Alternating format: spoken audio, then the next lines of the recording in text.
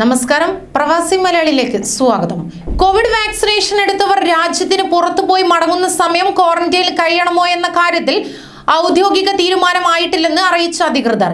ഇക്കാര്യത്തിൽ ദേശീയ സ്ട്രാറ്റജിക് കമ്മിറ്റിയുടെ തീരുമാനം ഇതുവരെ ഉണ്ടായിട്ടില്ലെന്ന് ഹമദ് ജനറൽ ആശുപത്രി മെഡിക്കൽ ഡയറക്ടർ ഡോക്ടർ യൂസുഫ് അൽ മസലമണി അറിയിക്കുകയുണ്ടായി.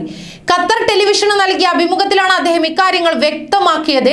കോവിഡ് വാക്സിനേഷൻ സർട്ടിഫിക്കറ്റ് ഉണ്ടെങ്കിലും ചിലപ്പോൾ രാജ്യങ്ങളിൽ പ്രവേശിക്കുമ്പോൾ കോവിഡ് പരിശോധനയ്ക്ക് വിധേയമാക്കും.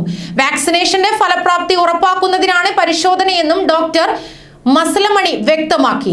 വാക്സിനേഷൻ എടുത്തവർ വിദേശയാത്രയ്ക്ക് ശേഷം മടങ്ങിയെത്തുമ്പോൾ ഖത്തറിലും കോവിഡ് പരിശോധന നടത്തും. രാജ്യത്തെ മുഴുവൻ പേർക്കും ഈ വർഷം തന്നെ കോവിഡ് വാക്സിൻ ലഭിക്കും. നിലവിൽ മുൻഗണനാ പട്ടിക പ്രകാരമാണ് വാക്സിൻ നൽകുന്നത്.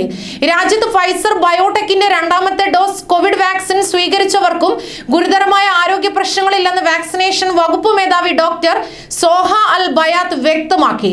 വാക്സിൻ എടുത്തവരും നിർബന്ധമായും കോവിഡ് മുൻകരുതൽ പാലിക്കണമെന്നും അവർ ഓർമ്മപ്പെടുത്തി. നേരിയ ശരീരവേദന, പനി എന്നിവ മാത്രമാണ് മിക്കവർക്കും ഉണ്ടായ ആരോഗ്യ പ്രശ്നങ്ങൾ. ചില ഭക്ഷണപാനീയങ്ങൾ കോവിഡ് വാക്സിന്റെ നെഗറ്റീവ് ഫലത്തിന് ഇടയാക്കുമെന്ന വാർത്തകളും ഡോക്ടർ സോഹ നിഷേധിച്ചു. വാക്സിൻ വന്ന സാഹചര്യത്തിൽ UAE പരീക്ഷണത്തിന്റെ ഭാഗമായവർക്കും വിദേശത്ത് നിന്ന് മടങ്ങി വരുമ്പോൾ ക്വാറന്റൈൻ ഒഴിവാക്കിയതായി ആരോഗ്യ രോഗ പ്രതിരോധ മന്ത്രാലയം നേരത്തെ അറിയിച്ചിരുന്നു. എന്നാൽ വിമാനത്താവളത്തിലെ PCR പരിശോധനയ്ക്ക് വിധേയമാകുന്നത് യാതൊരു വിട്ടുവീഴ്ചയുമില്ല എന്ന തീരുമാനം അറിയിച്ചിരുന്നു.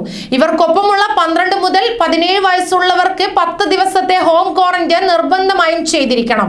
വാക്സിൻ എടുക്കാത്തവർക്ക് യാത്രയ്ക്ക് 96 മണിക്കൂർ മുൻപ് ലഭിച്ച PCR നെഗറ്റീവ് ഫലം നിർബന്ധമാണ്. വിമാനത്താവളത്തിൽ ഇറങ്ങിയ ശേഷവും PCR പരിശോധന നടത്തും. നെഗറ്റീവ് ഫലം ലഭിക്കുന്നത് വരെ സ്വയം നിരീക്ഷണത്തിൽ കഴിയണം എന്നിങ്ങനെയാണ് എടുത്തിരിക്കുന്ന തീരുമാനങ്ങൾ.